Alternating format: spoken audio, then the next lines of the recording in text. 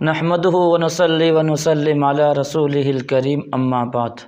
آج ایک اہم مسئلہ لے کر کے آئے ہیں کہ وضو کرنے کے بعد کسی انسان نے کسی غیر محرم کو دیکھ لیا، نگاہ اس پر پڑ گئی، تو کیا وضو کے بعد کسی غیر محرم کو دیکھنا یا اس سے بات چیت کرنے سے وضو ٹوٹ جاتا ہے یا وضو نہیں ٹوٹتا ہے؟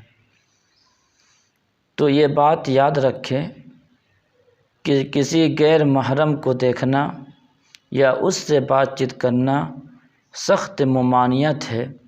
قرآن و حدیث میں سخت منع فرمایا گیا ہے، اس لیے انسان ان سب چیزوں سے بچنے کی کوشش کرے۔ رہی بات وضو ٹوٹتا ہے یا وضو نہیں ٹوٹتا ہے کسی غیر محرم کو دیکھنے سے، تو کسی غیر محرم کو دیکھنے سے یا بات چیت کرنے سے وضو نہیں ٹوٹتا ہے، لیکن اگر شرمگاہ سے رطوبت نکل گئی تو پھر وضو ٹوٹ جاتا ہے اور پھر سے وضو بنانا پڑے گا۔ لیکن اگر رطوبت وغیرہ نہیں نکلی، صرف بات چیت کی یا اس کو دیکھا ہے، تو پھر اس سے وضو نہیں ٹوٹتا ہے۔